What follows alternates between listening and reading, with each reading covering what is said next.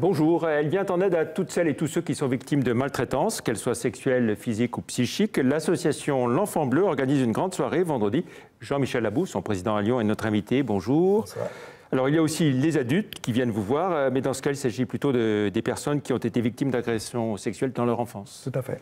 On a très souvent des cas d'adultes qui ont été maltraités dans leur enfance, qui parfois ont complètement occulté cette maltraitance, et ça ressort d'une manière assez violente. Ils ressentent un mal-être, mais ils ne savent pas trop pourquoi, et les images ressortent, et c'est à ce moment-là où ils sont dans un mal-être. Voilà.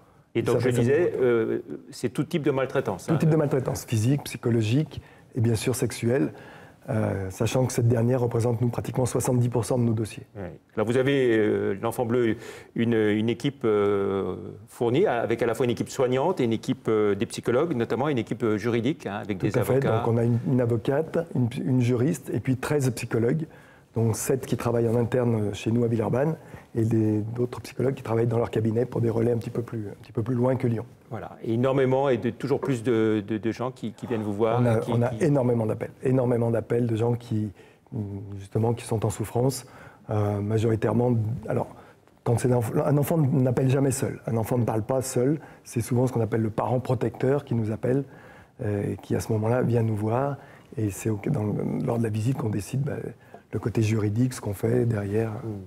Et puis vous proposez aussi des formations à ce qu'on appelle la réalité de la maltraitance. Hein. Comment est-ce qu'on la détecte? Comment est-ce qu'on la signale? Oui, on travaille tous les professionnels de l'enfance. On essaye le plus possible de professionnels de l'enfance, sachant qu'il n'y a aucune formation des professeurs, par exemple, sur la maltraitance.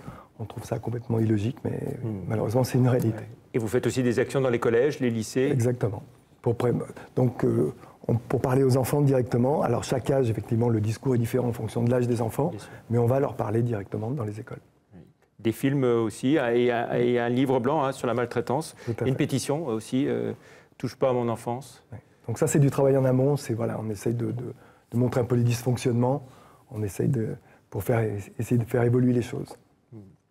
Dans les dossiers qui ont défrayé la chronique, vous êtes aussi porté partie civile dans un certain nombre de cas? On se porte partie civile régulièrement, surtout dans des cas exceptionnels. Malheureusement, ça représente un petit pourcentage des cas. On ne peut pas se porter partie civile systématiquement, mais on est présent lorsqu'il y a des cas exceptionnels. Oui. Et vous estimez que c'est un problème de la maltraitance qui a tendance à augmenter, On me pose souvent la question, savoir s'il y a plus de maltraitance qu'avant. Honnêtement, je ne pourrais pas vous répondre. Je sais simplement qu'on en parle plus. Et ça, c'est une bonne chose. On en parle beaucoup plus qu'avant. La parole se libère. Et ça, c'est une excellente chose. Oui, alors justement, à propos de la parole qui se libère, l'association La Parole Libérée a beaucoup fait bouger les choses en matière de pédophilie à l'intérieur de l'Église catholique.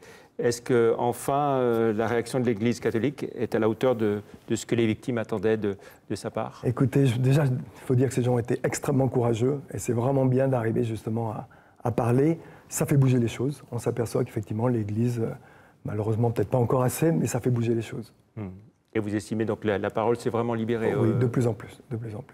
Mais il reste encore énormément de choses à faire.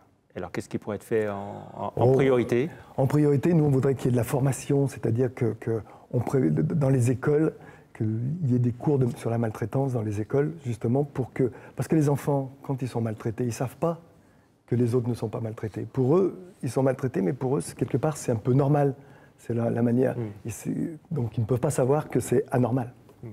Et puis, ce que vous me disiez juste avant qu'on commence cette émission, malheureusement, souvent, des enfants qui ont été maltraités reproduisent le schéma ensuite lorsqu'ils sont adultes. Oui, tout à fait. Alors, ça paraît effectivement un peu curieux quand on ne connaît pas, mais il y a une étude qui a montré qu'environ un tiers des enfants qui ont été maltraités vont maltraiter à leur tour une fois devenus adultes. Ça paraît énorme, mais c'est une réalité. Par contre, cette même étude, elle a aussi montré que si ces enfants sont suivis par des associations comme les nôtres, eh bien, le taux, il est pratiquement nul. Ce qui veut dire que le travail qu'on fait aujourd'hui est important pour aujourd'hui, mais aussi très important pour les années à venir. Alors demain, grande soirée de gala ici grande soirée de gala au Marriott. Qu'est-ce qui va se passer? Expliquez-nous un peu. On reçoit beaucoup Alors ce sont des tables d'amis, déjà. Ce sont des gens qui viennent pour l'association. Il y a une vente aux enchères, il y a une tombola. C'est très important. Les subventions diminuent chaque année, malheureusement. Aujourd'hui, elles ne représentent même pas 5% de notre budget. Donc c'est vraiment une soirée qui nous permet de récupérer des fonds. Voilà, vous attendez combien de personnes? Vous êtes au complet? 467, c'est précis. On est complet. Voilà, vos priorités pour au-delà de cette soirée de demain, pour les mois qui viennent, en ce qui concerne l'Enfant Bleu ici à Lyon? C'est de continuer notre travail, continuer de faire connaître l'association, continuer d'aider le plus de gens possible, continuer la prévention. Ça, on est beaucoup attachés, et continuer notre combat. Oui, vous travaillez aussi avec l'Éducation nationale. J'ai évoqué le fait que vous alliez dans des collèges et des lycées, mais... Oui, on travaille un peu avec l'Éducation nationale, mais on travaille aussi beaucoup avec la gendarmerie et la police, qui nous envoient beaucoup d'enfants.